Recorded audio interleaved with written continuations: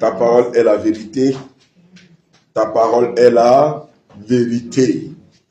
Nous aimons cette parole qui donne la vie, qui donne la paix et qui donne la joie au siècle des siècles et dans tous les ans.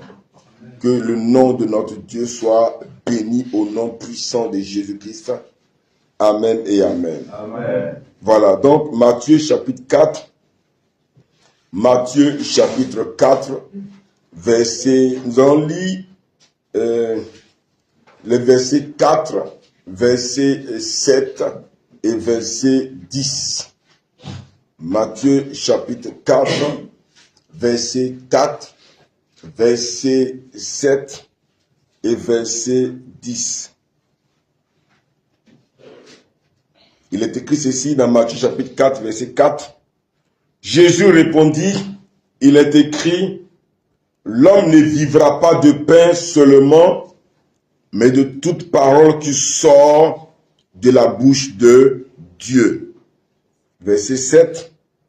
Jésus lui dit, il est aussi écrit, tu ne tenteras point le Seigneur ton Dieu. Et enfin, verset 10.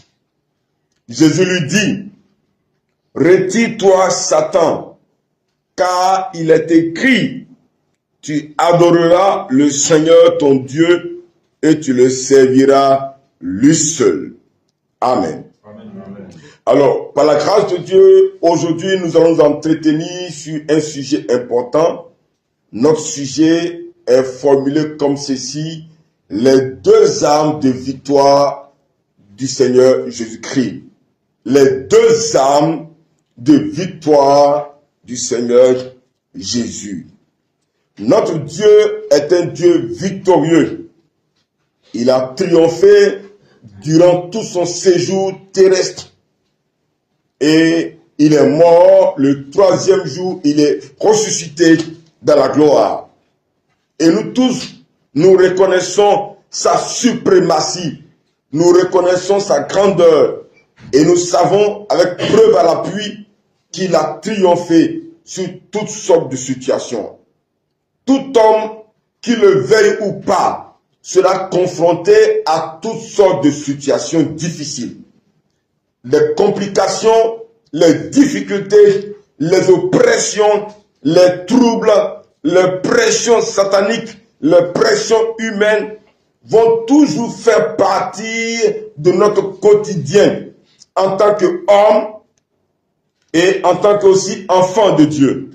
Alors comment répondre, n'est-ce pas, à toutes ces tentations? Comment répondre à toutes ces pressions?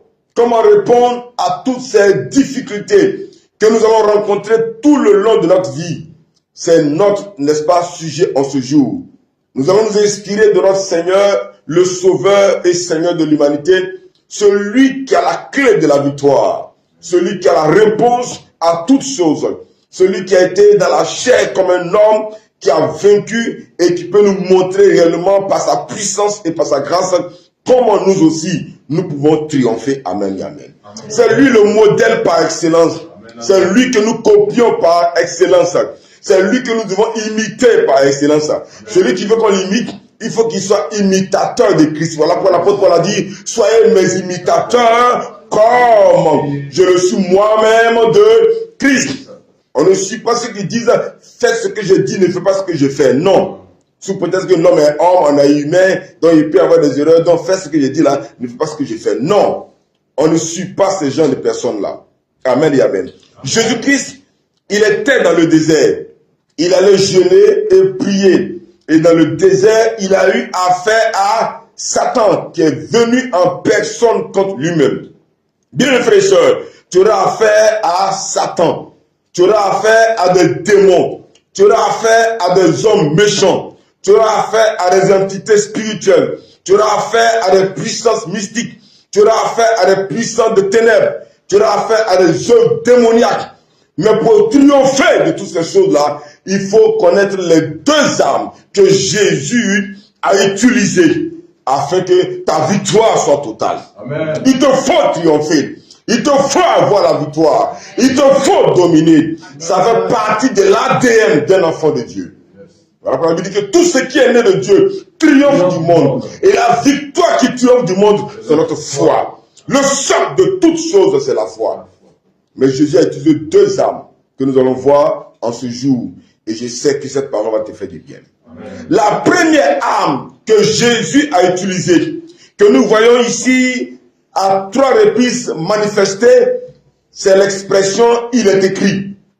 Dans l'expression « il est écrit » que Jésus a prononcé 3 fois, les 3 fois que Satan est venu pour le tenter, Jésus a utilisé 3 fois « il est écrit ». Satan aussi est venu 3 fois pour tenter Ève.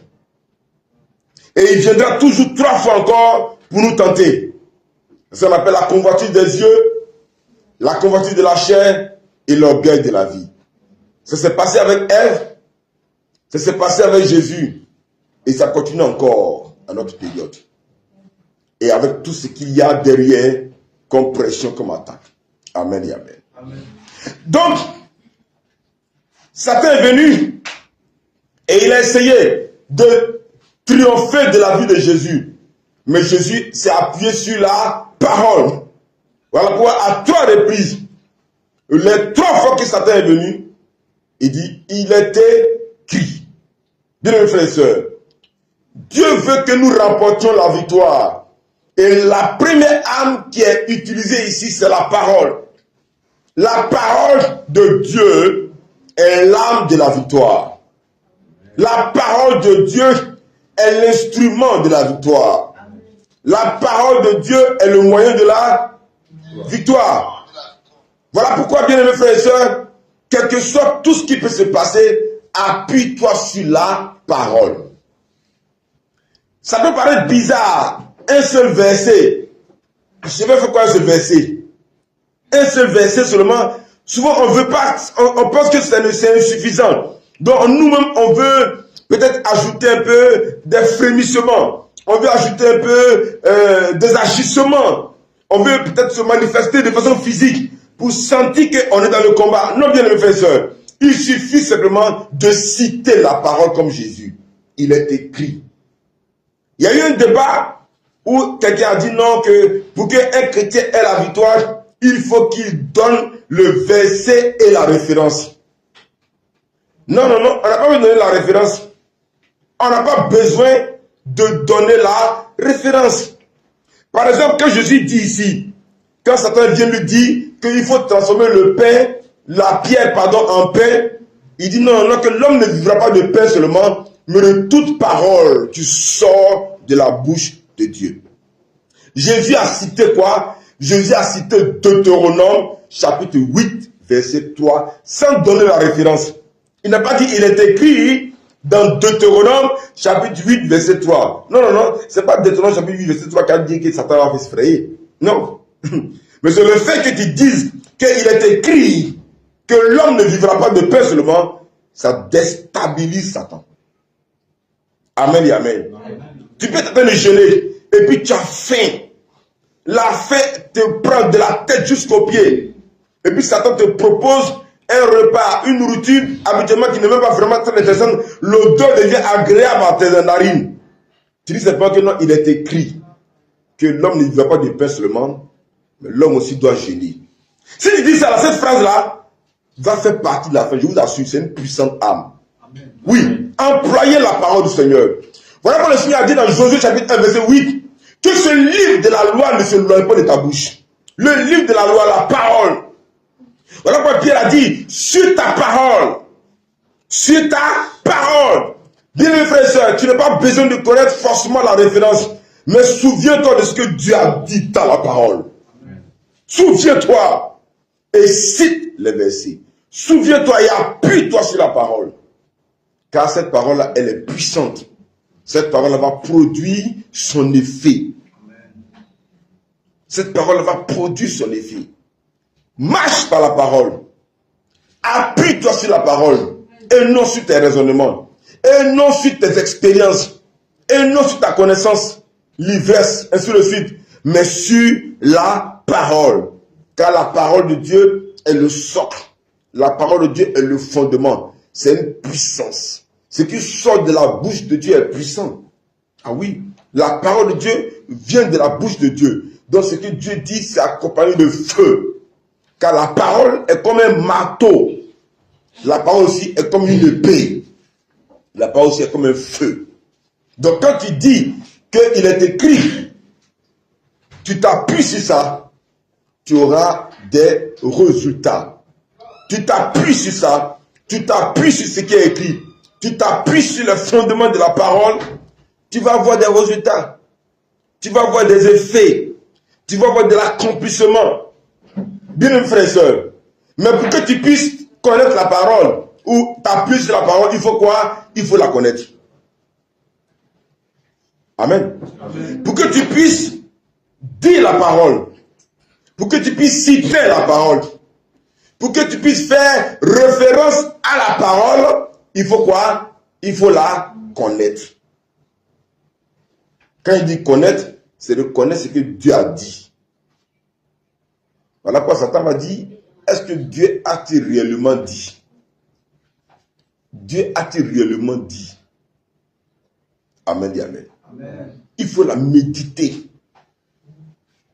Il faut connaître les histoires de la Bible. Il faut connaître les faits de la Bible.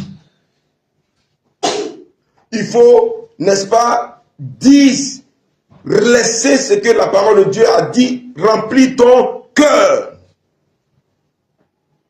Amen. Amen. Parce que la Bible dit que c'est de l'abondance du cœur que la bouche parle. Matthieu chapitre 12, verset 34. C'est de l'abondance du cœur que la bouche parle. Donc, ton cœur doit être quoi? Rempli. Il doit avoir de l'abondance de la parole dans ton cœur. On ne peut pas dire à quelqu'un que tu as fait excès de méditation. On ne peut pas dire à quelqu'un qu'il y a excès de méditation. Il n'y a pas excès de méditation. Matthieu chapitre 12, verset 34. C'est de l'abondance du cœur que la bouche parle. Il faut que ton cœur soit rempli de la parole de Dieu. Il faut que tes oreilles soient remplies de la parole de Dieu. Il faut que tu sois inondé de la parole de Dieu. Amen. Amen. Voilà pourquoi le Seigneur dit que ce livre de la loi ne s'éloigne pas. Ne s'éloigne pas. La parole de Dieu ne doit pas s'éloigner de toi. Toi aussi, tu ne dois pas t'éloigner de la parole de Dieu. Toi et la parole de Dieu, vous devez faire un. Il faut lire. Prenez la Bible chaque jour, lisez la Bible, lisez un verset, deux versets. Tu as lu 30 minutes après, tu regardes un verset encore. 45 minutes quand tu regardes un verset encore. Régulièrement, tu te regardes les versets seulement. Tu te regardes les versets seulement. On ne peut pas dire non, on ne peut pas le portable. Oh Dieu, on a la Bible dans nos portables. Si tu n'as pas de Bible dans ton portable, c'est un problème déjà. C'est un problème déjà. Voilà pourquoi j'encourage tous ceux qui sont chrétiens, qui sont sur les réseaux sociaux, de saturer les réseaux sociaux avec les versets bibliques. Pour que quand quelqu'un ouvre ta page là, il voit c'est les versets, et pas des futilités. Il y a des gens qui sont spécialistes de futilités, des faits divers, ils sont spécialisés dans. Leurs pages sont remplies de faits divers, des choses qui font rire seulement. Tu regardes là, ça fait rire seulement. Et les trucs bêtes de façon qui font rire là. Et les vidéos qui font rire, les petites paroles qui font rire, les choses qui font rire. C'est pourquoi ça. Il faut que tout le monde sature les réseaux avec les versets. Si tu ne sais pas trop parler, c'est qu'il y a sûr, il faut donner le verset seulement chaque jour. Envoie un verset. Envoie un verset seulement. Envoie un verset. Quand les autres frères, quand les autres personnes lisent, regardent les réseaux, ils voient les versets, ça les édifie. Tu n'as pas quelqu'un qui a lu un verset sur les réseaux qui n'a pas médité. Tu regardes le verset et puis tu t'assois dessus, tu restes un peu sur le verset là. Il ne faut pas lire le puis tu as passé. Non. Tu réfléchis à ça. Ça s'appelle méditer. Tu lis un verset et puis pendant moins 2 minutes, 3 minutes, 5 minutes, tu es en train de penser au verset. Ça s'appelle méditer. Méditer, ça veut dire ruminer. Vous avez vu les animaux comme le bœuf, quand il mange, il garde un peu dans sa poche. Après, quand il y a un temps de pause, il fait quoi? il ramène ce qu'il a gardé dans la poche là, et puis il remarche encore tout doucement, il rumine, il prend le temps, il rumine, il rumine, il rumine. Et c'est comme ça on doit, en tant qu'enfant de Dieu, ruminer la parole de Dieu. Il faut penser à ça, puis tu réfléchis à ça. Ah, c'est comme ça, c'est comme ça, c'est comme ça, c'est comme ça, c'est comme ça, oui, ah oui, c'est comme ça. Il faut que la parole de Dieu abonde notre vie. Gloire à Dieu. Les gens qui ont accusé les apôtres, on dit quoi? Ils disent quoi? Vous avez fait quoi? Vous avez rempli Jérusalem de votre message. J'aime trop ce verset-là. Vous avez rempli Jérusalem. Bien, frère et soeur, tu dois remplir ta maison de la parole. Tu dois remplir ton cœur de la parole. Parole, verset ici, verset ici. Chaque jour, tu dois découvrir 2, 3 versets. Il y a des gens, grâce à eux, quand tu lis, tu regardes les pages, tu découvres des versets. Il y a des versets que tu avais oubliés même. Et puis tu dis, ah oui, mais ce verset, waouh, vraiment. Et puis ça te fait du bien. Ça te fait du bien. Amen et amen. Les réseaux sociaux sont un puissant instrument. La dernière fois, nous avons vu ici les 7 sphères d'influence, n'est-ce pas? Les 7 piliers qui contrôlent le monde. Le monde s'appuie sur 7 piliers. Nous avons cité par exemple la famille, l'éducation, la culture, la science, les médias, le business, le gouvernement, la culture. Alors, dans tout ça, il y a les médias. Et quand on dit les médias là, ce n'est pas la presse écrite et télévisée seulement. Hein. On dit les médias, ce n'est plus la presse écrite et télévisée seulement. Les réseaux sociaux sont des médias très puissants. Ah oui. Ah oui. Les réseaux sociaux font freiner les gouvernants. Il y a des décisions que les gens voulaient prendre. Mais quand ils voient que les gens partout en parlent, ils freinent, ils contournent. Mais comme le monde est injuste, il faut quand même ce qu'il y a à faire de mal. Mais ce qui est sûr, tout le monde a vu. Et tout le monde sait. Donc, les réseaux sociaux sont un puissant système de communication. Ton téléphone que tu as à main, c'est un instrument très puissant. Tu dois prendre ça pour contrôler ton monde aussi avec la parole de Dieu. Amen. Amen. Saturé. Si vous êtes sur tous les réseaux, il faut envoyer autant que vous pouvez les versets bibliques. Vous ne pouvez pas vous asseoir sur les réseaux sociaux et puis regarder les gens qui disent sont influenceurs. Vous influencez négativement. Vous influencez négativement. Non, mais si un parent t'élève comme toi, il y a la commission des droits des enfants. Et la commission des droits des enfants va te défendre. Et puis demain, tu t'élèves là, tu allais porter plainte contre tes parents. Or, si on balançait dans la des versets qui disent que les enfants doivent obéir aux parents, tu as fait attention. Et les enfants doivent prier aussi pour les parents. Tu as prié pour les parents. Amen et amen. Amen. Saturons notre cœur de la parole. Fais ça. Au nom de Jésus. Au nom de Jésus. Désormais, mon cœur doit être rempli de la parole de Dieu. Ma bouche doit être remplie de la parole de Dieu. Mes oreilles doivent être remplies de la parole de Dieu. Amen. Un jour, un homme de Dieu disait qu'il avait pour l'habitude d'écouter les prédications d'un homme de Dieu. En ce moment, avant, il n'y avait pas de CD, c'était les cassettes. Les cassettes, les bandes audio, où il fallait, puis il y avait un moment donné, quand ils ont créé ça, après ils ont créé des appareils qui faisaient maintenant auto-reverse.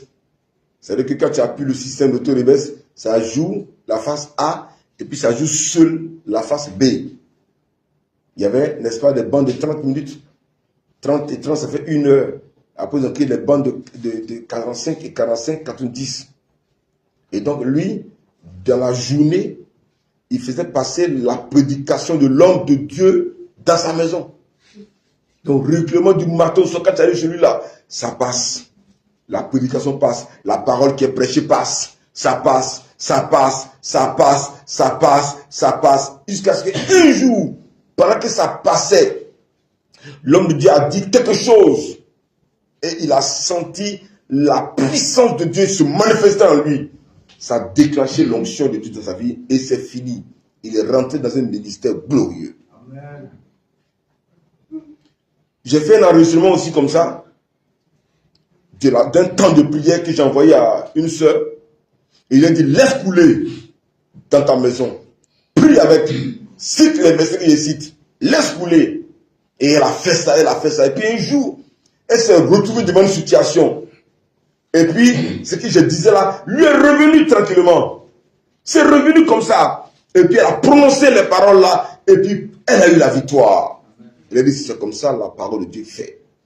Faut pas aller chez toi là-bas. C'est des choses qui passent sur la télévision du matin au soir. Ça me fait que c'est un peu facile, pas facile quand même pour les sœurs qui sont dans les salons de coiffure, dans les ateliers de couture, tout ça là. Quand tu vas là-bas, c'est les trucs de chaînes bizarres là qui passent du matin au soir. Les films bizarres, ça passe, ça te remplit tes oreilles comme ça. Donc quand tu sors de là même là, tu cherches peut-être, je ne sais pas, mais tu es poussé à vouloir faire comme ce que tu as vu à la télévision, comme ce que tu as entendu là. Ça t'a rempli les oreilles comme ça. Il faut que la parole de Dieu remplisse tes oreilles. Amen. Que la parole de Dieu remplisse ton cœur. Amen et amen. Amen. Donc la première arme que Jésus a utilisée, c'est la parole. Il n'a pas dit autre chose.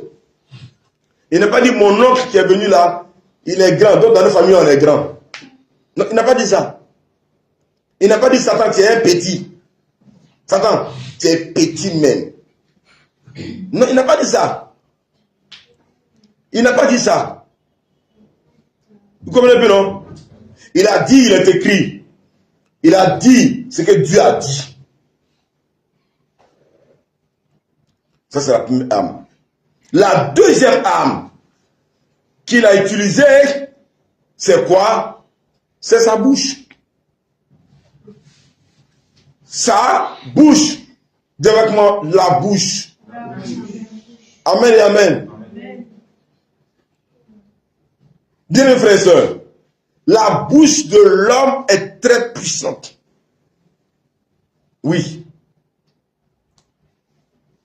Mais quand ta bouche ne s'appuie pas sur la parole de Dieu et que ta bouche sort des injures, des paroles agressives, ta bouche est un instrument pour blesser. Ta bouche est un instrument pour détruire.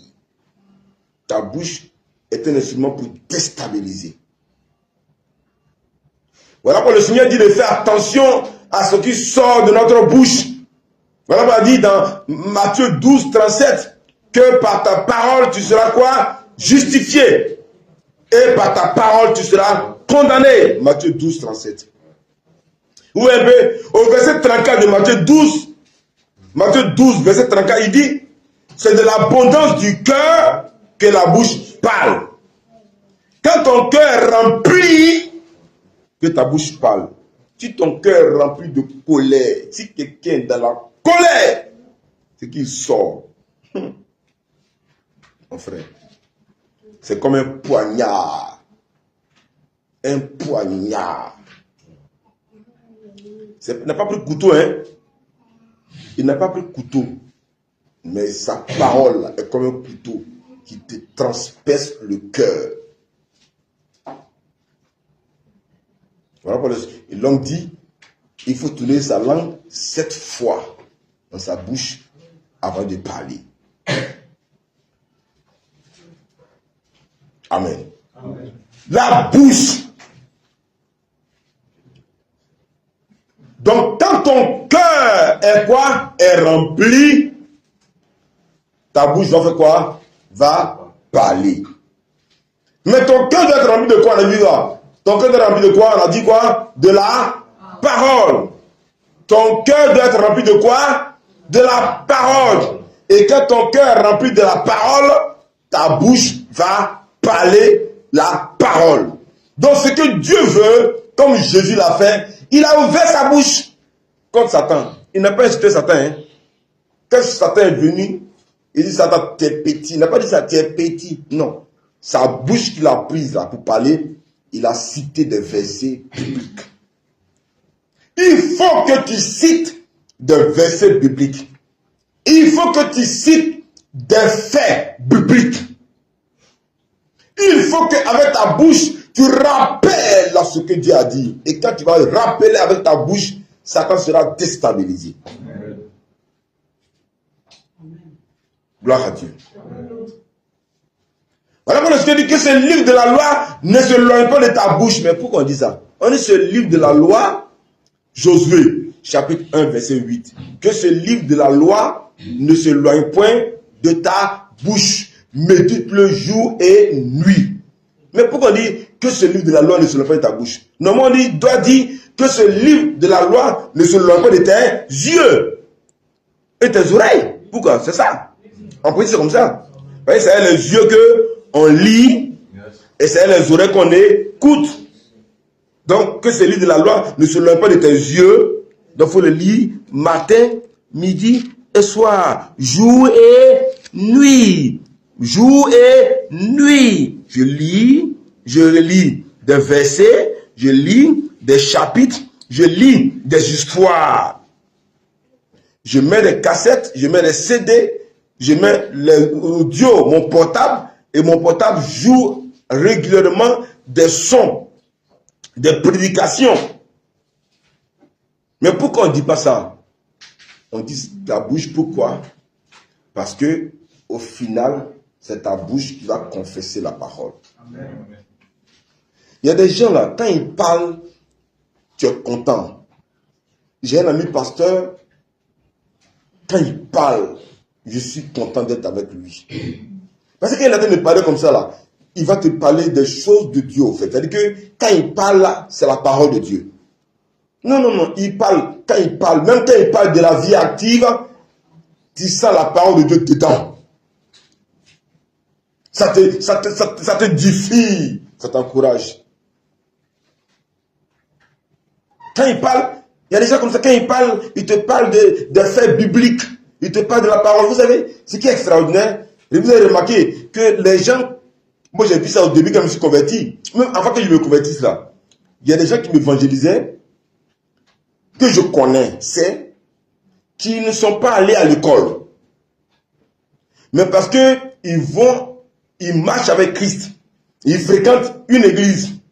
Ils sont à l'église les mardis. Parce que celui dont je parle là, c'est un cas palpable. Il partait à l'église les mardis parce qu'il avait prié dans l'église mardi soir, jeudi soir et puis dimanche.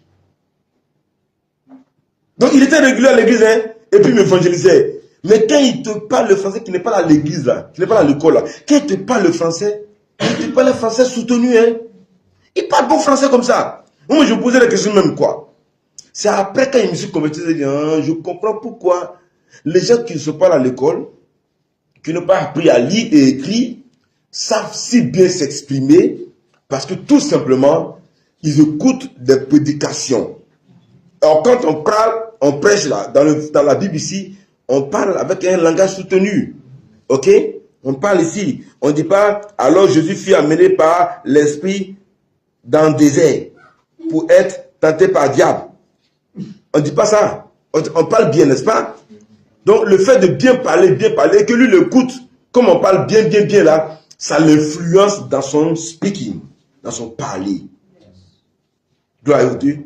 Vous voyez un peu? Et c'est ce que l'esprit fait. C'est ce que l'esprit fait. Les gens parlent bien. C'est comme ça. Donc quand tu médites la parole, quand tu écoutes la parole, quand tu écoutes les prédications, il faut que quand tu parles de façon régulière dans la journée, dans la vie active, quand tu parles, on sent que lui est chrétien. Il y a des gens quand ils parlent, on ne sait même pas qu'il est chrétien même. Oui, quand tu viens de pas dire, il est le chrétien. Ah! Depuis matin à 7 h, on est ensemble, on travaille ici. Jusqu'à la nuit là, son premier jour de travail là, je ne sais pas qu'il est chrétien. C'est qu'il sort de sa bouche là. Franchement, c'est pas possible. C'est pas qu'il insulte, c'est pas qu'il insulte. Mais il sort des paroles qui n'ont pas de sens même. Il dit des choses bizarres, des choses comme ça. Or, quand quelqu'un qui a son cœur, qui est rempli de la parole, quand il parle comme ça là, oh non, tu es content. Tu sais, il est là. Est-ce qu'elle n'est pas pasteur même? Est-ce que c'est pas Maman-Marie? De toute façon, il parle comme ça, de toute façon, il parle, on sent que vraiment, lui là, il est trop chrétien. Son langage est trop chrétien. Il faut qu'on dise ça de toi. Si on ne dit pas ça de toi, vraiment, frère, il faut aller te laver encore.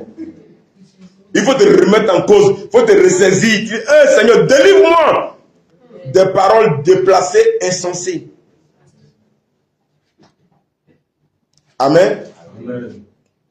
Faisons attention à ce qu'on dit. Demain, ce n'est pas de ta faute même. Ce n'est pas de toi. Hein. Il y en a qui me suivent sur les réseaux sociaux.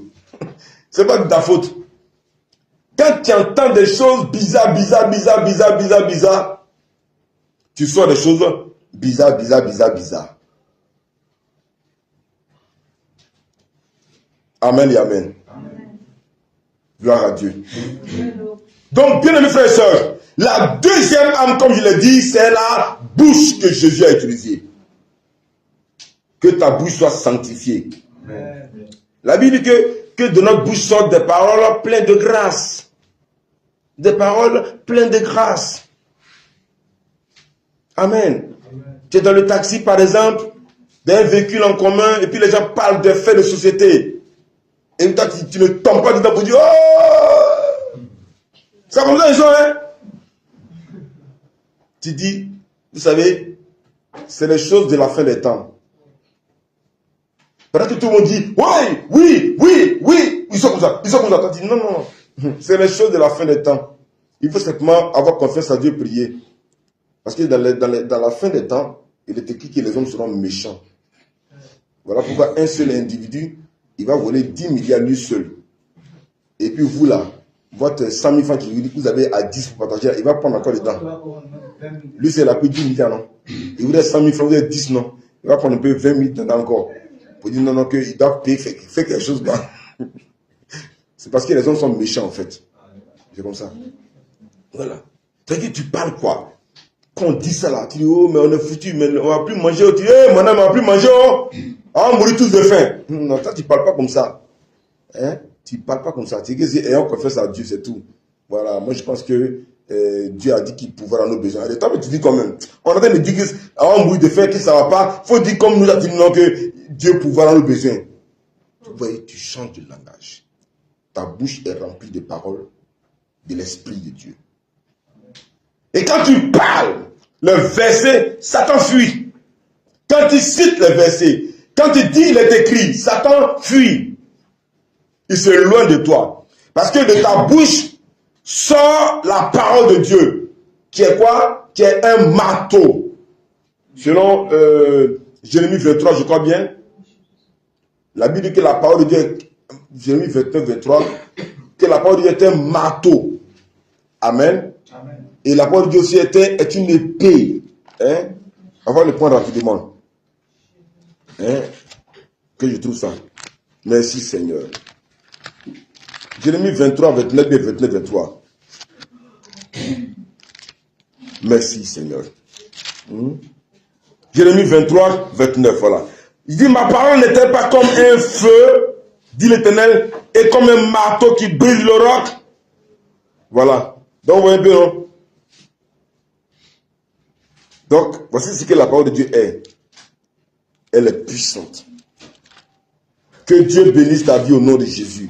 Amen. Que tu utilises ces deux armes-là pour triompher dans toutes les situations. Si tu utilises les deux armes-là, tu vas triompher. Jérémie 23, 29. Verset 29. Donc quand tu utilises la parole, quand tu t'appuies sur la parole, même quelqu'un peut t'injurier. Quelqu'un peut t'injurier. Tu lui dis non, c'est pas un problème. Je ne réponds pas injure pour injure. Mais tu lui dis, la vengeance est à l'Éternel. Aïe, ça là, c'est pas bon, hein. Ce que tu as dit comme ça là, non. C'est pas bon même. Quelqu'un dit non, tu ne vas jamais réussir, je te maudis au nom de Jésus. Bah, dit, je ne te maudis pas au nom de Jésus, je te maudis. Tant que je vis là, tu ne peux pas réussir. Je dis non, non, non. Il est écrit que toute langue qui s'élèvera contre moi en justice, je la condamne. Toi, tu as fait à moi. Tu as commencé. Tu peux finir ce que tu as commencé à moi. Tu ne peux pas un mois. Tu ne peux pas. Je dis non, non, non. Il est écrit dans la parole que quiconque se lie contre moi tombe sous mon pouvoir. Quand tu dis ça, c'est ce que tu as dit là. Même si tu ne te rends pas pour parler. Mais quand tu as dit ça comme ça, ça va avoir son effet sur lui. Tu ne dis pas, je te maudis aussi. Je t'insulte. Toi-même, il t'insulte. Toi aussi, il t'insulte. C'est pourquoi? Tu es injurié là. C'est où il y a injure dans la Bible là? Tu es injurié pourquoi? Tu ne juries pas. Tu lui dis le verset. Tu lui dis le verset. Tu lui dis la parole. Il t'attaque. Il te gifle même. Il te donne un coup. Tu dis non, Dieu a dit à moi la vengeance, à moi la rétribution. Je me laisse entre les mains du Seigneur. Je t'assure. Tu verras les dégâts dans sa vie. C'est pas toi qui vas te venger. Mais tu rappelles la parole de Dieu qui dit que la vengeance vient de lui. Tu l'as déstabilisé. Bien, mes frères et sœurs. Laissez les coups de poing. Laissez les injures. Laissez, je lui dis mes 4 vérités. Que Dieu soit béni au nom de Jésus. Amen et amen.